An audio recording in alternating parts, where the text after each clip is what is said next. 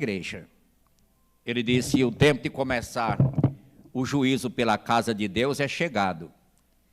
E se primeiro vem por nós, aí vai aquela parte que eu citei. Qual será o fim daqueles que não obedecem ao Evangelho de Deus? É que existe juízo diferente na Bíblia.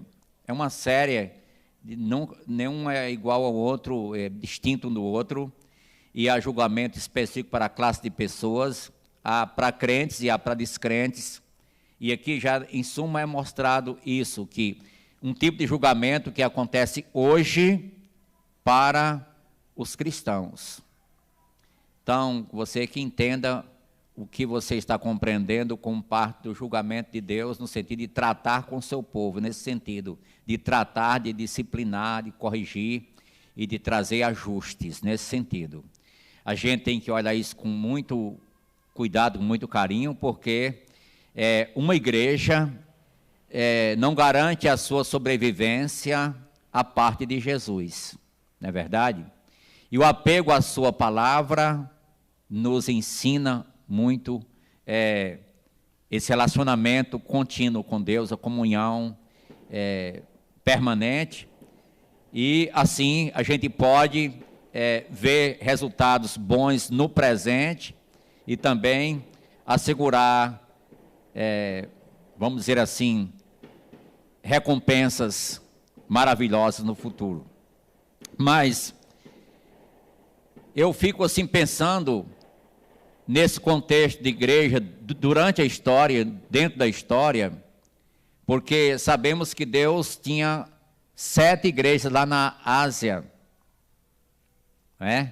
7 igrejas lá na Ásia. E quantas delas existem hoje?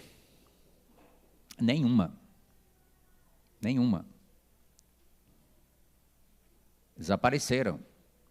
E foi previsto isso. Surgiram outros depois, mas aquelas mesmas, não.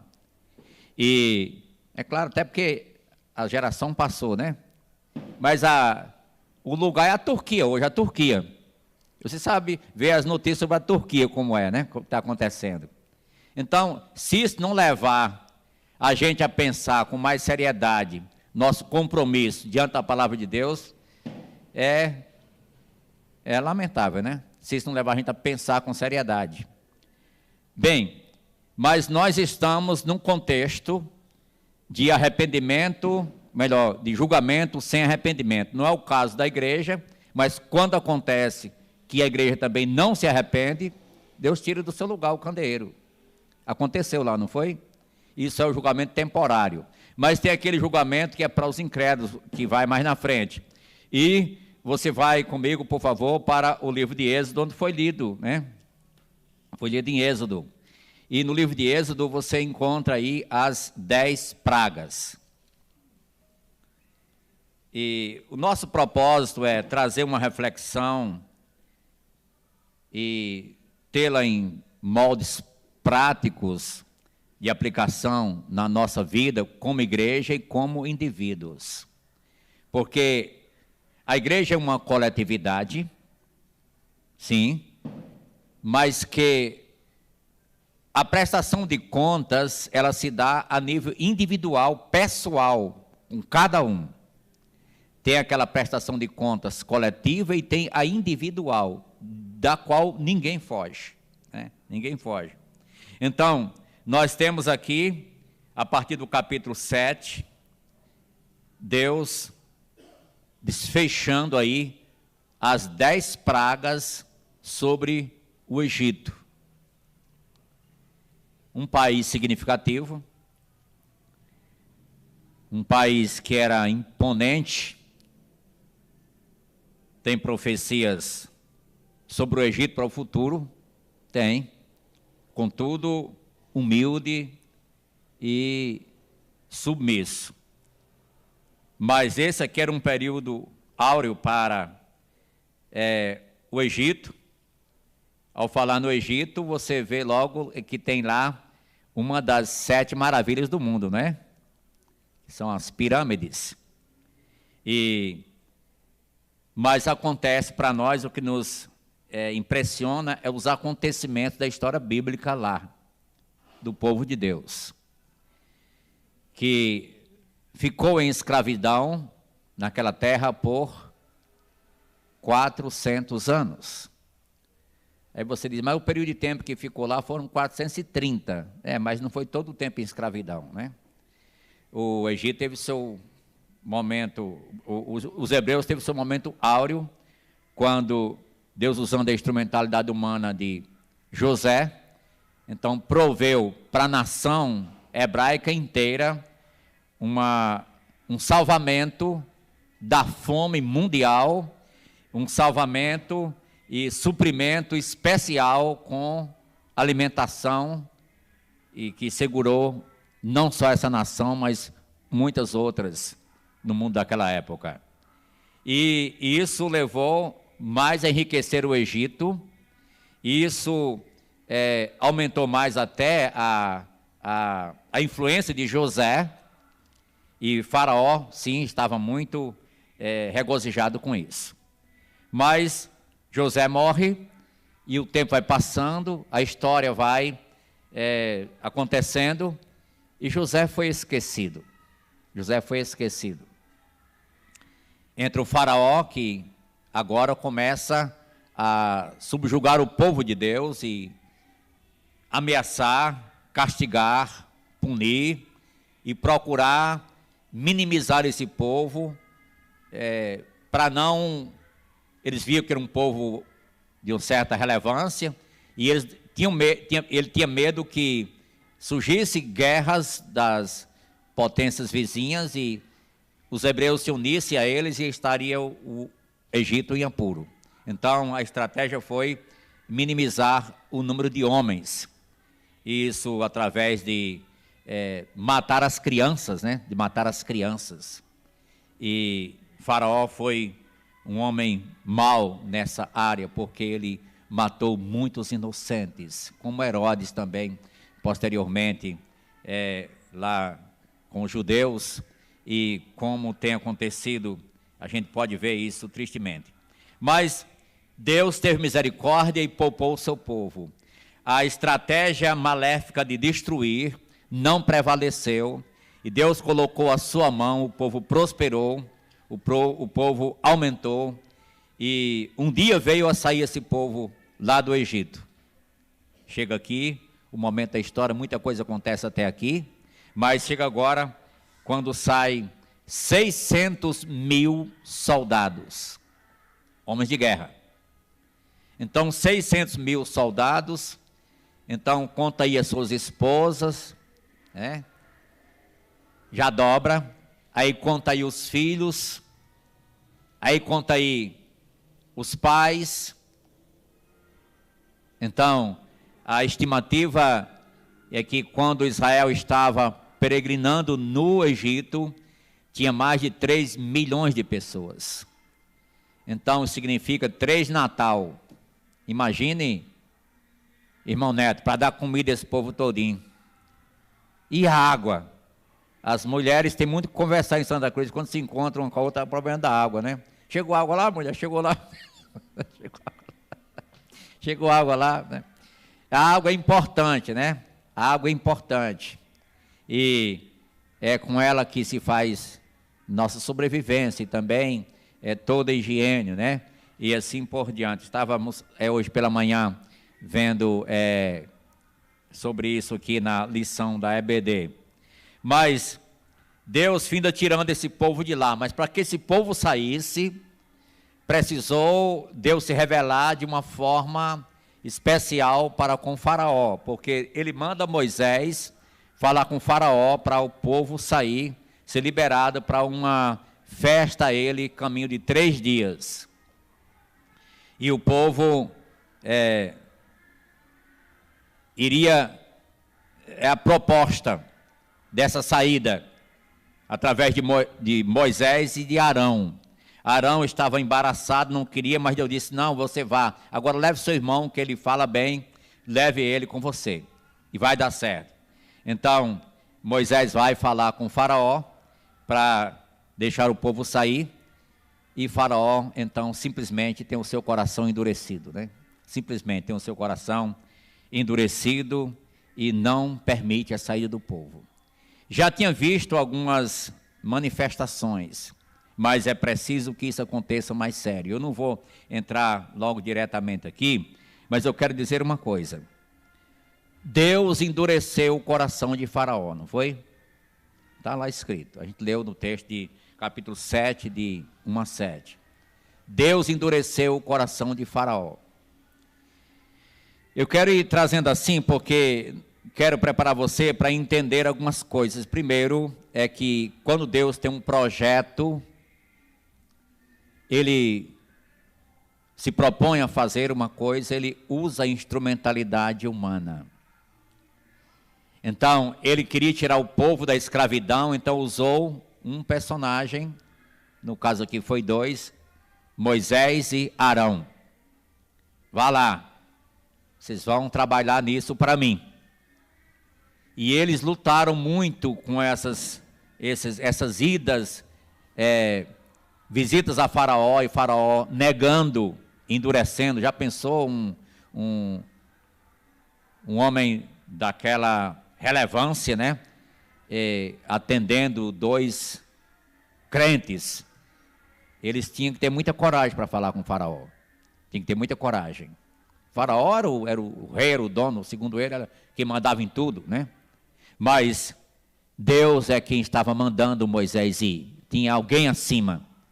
E para isso foi necessário ser feito alguns sinais demonstrativos de quem Deus é. Alguns sinais.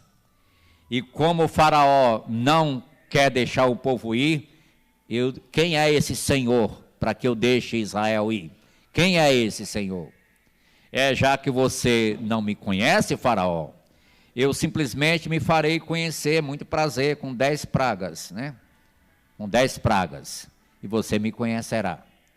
E então assim foi. Mas deixa eu ver uma coisa. Faraó não estava ignorante com respeito a Deus.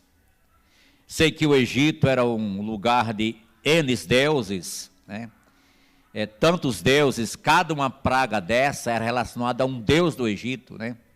Já pensou ter um Arã como um deus, né? Já pensou, né? Ter um Arã como um deus é muita coragem. É mais coragem do que fé. Então, as irmãs aqui não iam querer um negócio desse nunca, só pelo tipo de rã, né? Mas eles tinham essa superstição de deuses, até uns insetos, animais, o próprio Nilo, o sol. Não é à toa que os fenômenos acontecem atingindo o céu, terra e águas, os rios. No caso, o grande Nilo. O Nilo, ele era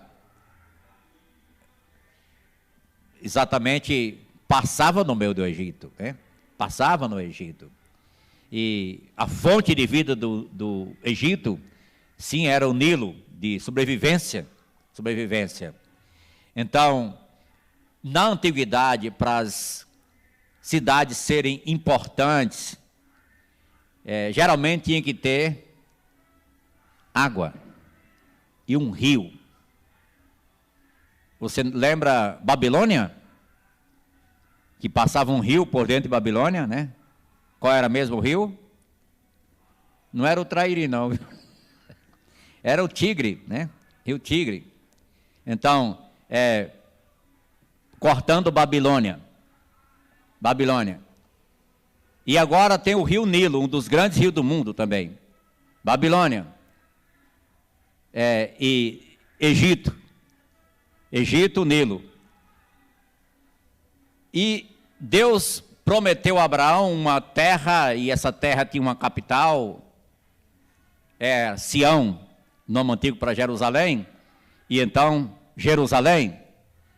E Jerusalém já não tem, assim como o rio Nilo passando dentro, né? Desculpa aí, o Eufrates, né? Eu misturei lá, o Eufrates. Já não tem esse rio passando dentro. E então, o que acontece? Babilônia, ou melhor, Israel, Jerusalém, tem algum rio? Um riacho? Tem. Mas é um alto. Como é que vai ter isso num alto? Jerusalém é lá para cima, é subindo. Mas tem. Deus usou o rei Ezequias para fazer o aqueduto, né? E tinha exatamente uma transposição lá dentro, né? Entre a fonte de Gion e vinha água passando foi feito aquele aqueduto profundo, né? E é tanto que no Salmo 46 diz, há um rio cujas correntes alegram a cidade de Deus. Está falando de lá, mas está apontando para a cidade de cima. Mas está baseando uma realidade também. Mas endeusavam o rio Nilo no Egito. Endeusavam até os crocodilos. Endeusavam os animais. Você vê que assim vem um julgamento sobre os animais, sobre as águas do Nilo. Você vê que vem um julgamento sobre as rãs que morreram, já pensou, apodreceram. Aí vem um mosqueiro, né? Mosqueiro. Então, foi tantas, vamos dizer assim, desgraça no Egito. E Faraó fazia o quê? Endureceu o seu coração. Reiteradas vezes diz, e Faraó endureceu o seu coração. Por isso eu disse, julgamento sem arrependimento. Faraó não se arrependeu. Às vezes ele se flexibilizava pelas circunstâncias, sentindo as consequências, mas não se arrependia. Aí passava um pouquinho, ele endurecia novamente o coração. O coração. Então, a gente tem que lembrar isso, que é necessário haver arrependimento, mas aqui não houve arrependimento. Mas Deus foi trabalhando e preparando. Agora eu queria só trazer para você um lembrete importante. É que o povo de Deus estava no Egito há quanto tempo? Mais de 400 anos. Então Faraó, o Egito sabia muito sobre Deus através do povo de Deus lá no meio. Ou não? Claro, foi isso que ele fez na Babilônia. Foi isso que ele fez na Síria. Foi isso que ele fez onde Israel andou. É tanto que o Deus se fez conhecido através dos próprios cativeiros do povo. E Faraó podia muito bem tomar uma decisão mais acertada, a maneira de tratar o povo e ao mesmo tempo de atender o Deus desse povo, mesmo que ele não tinha se convertido ainda, mas ele então simplesmente endureceu o coração. Por isso é que Deus já começa dizendo, eu vou endurecer o coração dele, porque ele já teve tanta chance, tanta oportunidade. José teve lá, ele sabia da história, né? Apesar que não era o mesmo Faraó, mas que ele sabia da história, e quando disse, surgiu que não conheceu, é que não sabia os detalhes sobre José, mas na verdade tem a tradição oral que se ficava, e também a ciência era amplamente divulgada no Egito, né? Por sinal, um dos lugares, a escrita é um dos lugares que tinha uma grande biblioteca, né? Grande biblioteca, mas na realidade, Faraó simplesmente não era falta de informação. Sabe o que era? Coração duro. Coração duro, simplesmente. Aqui em Santa Cruz tem muita gente, é claro que não teve oportunidade de uma explicação assim, pessoal, razoável do Evangelho. Mas a influência desta igreja tem permanecido aqui em Santa Cruz por quanto tempo? 40 anos, simplesmente, né? Mas 40 anos é muita coisa, né? A influência dos irmãos em todos os segmentos sociais, você faz parte da história. Fica na história que você, fulano de tal, então, era integrante da Igreja Batista e que vivia nos meios sociais, influenciava, ou positivo ou negativamente, né? Mas eu creio positivamente, né? Queremos que seja positivamente. A influência do Evangelho, através de você, para o mundo, para as pessoas aqui, que jaz na escuridão, nas trevas. Se eles não quiserem um compromisso com Deus, eles irão ter consequências como Faraó. Eu não estou dizendo aqui se eles não vierem para a igreja batista. Pode vir, é bom que venha. Mas você pode procurar seguir o evangelho, em um segmento que você queira escolher, mas seja com compromisso e responsabilidade diante da palavra para vivê-la e estar num canto que venha a glorificar a Deus com liberdade, com sinceridade e com verdade. Faça isso e você estará num bom caminho. Então, meus irmãos,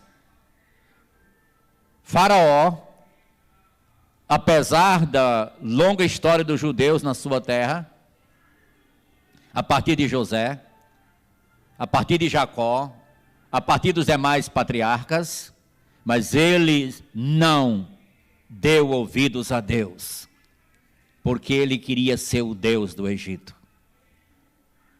Na realidade, tem uma certa pretensão no ser humano de querer endeusar a si mesmo. Você não percebe isso, não? Mas isso já começou com nossos pais lá no Jardim do Éden. E foi obra de Satanás quando sugeriu: ei, Eva, estás vendo aquela fruta? Sim, mas Deus disse que a gente não pode nem tocar. É claro. Porque ele sabe que se você comer, vai ser semelhante a ele. Ele está privando, em outras palavras, está privando você disso. Que tal? Vai lá. O diabo é astucioso mesmo. E o pior é que ela foi. E o pior é que Adão aderiu também, não foi? Ela foi enganada por Satanás, a falácia. Mas Adão conscientemente transgrediu. Conscientemente transgrediu. Por isso o julgamento foi maior para ele. Mas veja, a gente pode ver que existe uma tendência no ser humano de ser o cara, né? De ser o cara, né? De ser o tal. Não estou dizendo que você não deve procurar melhorar e ser uma pessoa melhor em tudo que você vai fazer. Deve sim. Mas a glória é para quem? São dons e talentos concedidos por Deus. A nossa programação, cada um que participa aqui, é porque quer engrandecer a Deus com vocês, quer levar os outros a fazer isso. Para engrandecer aquele que é a razão da nossa existência. Não é uma exibição pessoal, procurando focar naquilo meramente que é humano, mas a glória de Deus. Amém? Então, eu queria pegar esse contexto aí, nesse prisma, para a gente ir aprendendo quão importante é procurar a tempo dar ouvido a Deus, porque é chegado o tempo de ser prestado contas, de prestação de contas. E disse: qual será o fim daqueles que não obedecem ao Evangelho de Deus? Obedecer ao Evangelho, o que é obedecer ao Evangelho? É crer no Evangelho e viver pelo Evangelho. O justo viverá pela fé. É o tema, é um destaque em Abacuque e também em Romanos. Romanos, Paulo cita Abacuque. O justo viverá pela fé. De fé em fé. Como está escrito, o justo viverá pela fé. Em Gálatas é dado também essa ênfase de o justo viverá pela fé. E a fé, então a gente precisa entender o que é isso. A fé em Jesus, crê em Jesus. Aí você propõe uma pessoa, quem hoje quer crer em Jesus, aceitar a Cristo? Alguém disse: eu tenho Jesus desde que eu nasci, eu sempre existi com Deus. de um certo modo, faz sentido que você, se não fosse Deus, você não estaria nem vivo. Mas é verdade que Deus está lhe segurando e lhe dando oportunidade para você conhecer o plano de salvação e cair a ficha e crer em Jesus. O que é então crer em Jesus? É transferir toda a sua confiança de você mesmo, tirar de você, transferir, e ou de qualquer outra pessoa ou coisa, e colocar em Jesus. É transferir toda a sua confiança de você, de outra pessoa e ou qualquer coisa, e colocar simplesmente, totalmente em Jesus. Esse é a sua fé? Esse é o seu tipo de fé? Se for, você é um crente. Mas se você for daquele que eu creio em Jesus, mas não é suficiente, né? Eu preciso de crer em Jesus, mas você tem certeza que você é salvo? Eu estou tentando, eu acredito, mas então essa pessoa não nasceu de novo ainda, pode não ter nascido ainda de novo, porque não transferiu a fé para o Senhor Jesus Cristo, porque no momento que ele fizer isso, ele vai ter essa convicção e vai viver pela fé, vai viver pelo Evangelho. A sua vida agora é Cristo, é Cristo. Nós não nos baseamos em obras humanas, não é glória para a gente, não significa que o crente é ruim, que não faz nada de bom, não, pelo contrário, o crente é para ser uma pessoa que tem muitas obras na vida, muitas obras, mas essas obras como demonstração daquilo que você é interiormente, não para merecer, como eu vi um pregador hoje dizendo, como é que a pessoa merece a salvação? Não merece, a salvação é dada pela graça, e pela misericórdia de Deus, Ele não nos dá o que nós merecemos. O que é que nós merecemos? A morte. O salário do pecado é a morte. Pela misericórdia de Deus, Ele não nos dá a morte. Pela graça, Ele nos dá exatamente a vida eterna. E pela misericórdia, Ele não dá a condenação que nós merecemos. Deu, pelo contrário, a vida eterna. Isso é o Evangelho. Porque Cristo foi quem morreu na cruz pelos nossos pecados. E ali no Egito, aquelas pragas foram para julgamento do Egito incrédulo. E o faraó, e depois de eu tirando esse povo, lá na frente ele dá um decálogo de compromisso, que são os 10 mandamentos, que é o que veremos domingo pela manhã, no Além do Véu, que está sendo ministrado aqui na EBD. Mas hoje à noite, para você pensar um pouco nessas pragas. A primeira foi, vamos só lembrar qual foi a primeira e a última. A primeira foi transformação da água em sangue. E a última foi sangue também. Mortos os primogênitos e o sangue na porta. Então foi mediante a morte do cordeiro aí que o povo foi libertado. Isso implica que rios de sangue poderiam correr no Egito. Rios de sangue poderiam correr no Egito, mas não resolveria o problema. O que resolveu o problema foi o sangue do cordeiro. O cordeiro de Deus que tira o pecado do mundo, tipificado, exemplificado ali naquele cordeiro. Então, vamos lembrar que é importante a gente ter essa convicção e certeza que somente pelo sangue de Jesus é que podemos ser salvos e ter vida eterna. Como dizia Ferreirinha, o sangue de Jesus me lavou, com muita alegria cantava, e disse que pelo sangue de Jesus fui lavado e fui tirado da lama do poico, né? E foi mesmo, foi limpado e preparado para estar com o Senhor. Amém? Nosso Pai, agradecemos porque queremos nesses dias aprender um pouco mais nesse contexto aqui dessa situação no Egito, e queremos também fazer uma comparação com o que está lá no final da Bíblia, no Apocalipse. E abençoe para que aqueles que não estão preparados ainda, não endureça o coração hoje, porque um dia Deus poderá dizer, agora sou eu que vou endurecer. Você não cuidou logo. Buscai o Senhor enquanto se pode achar. Hoje Ele se deixa achar por você. Venha a Ele, creia nele e receba como seu Salvador. Amém? Qualquer pessoa que desejar fazer uma decisão, nos comunique, que seja aqui do auditório presencial, como do virtual.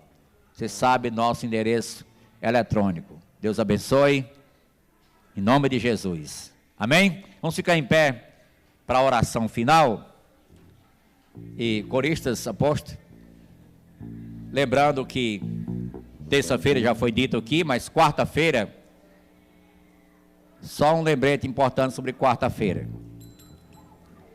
Quarta-feira vai ser o culto de oração, mas também vamos ter uma extraordinária, irmão Hélio. A gente avisou hoje pela manhã. Vai ter uma extraordinária, próximo, lá para 8h30 vai ter uma extraordinária, meia hora de reunião.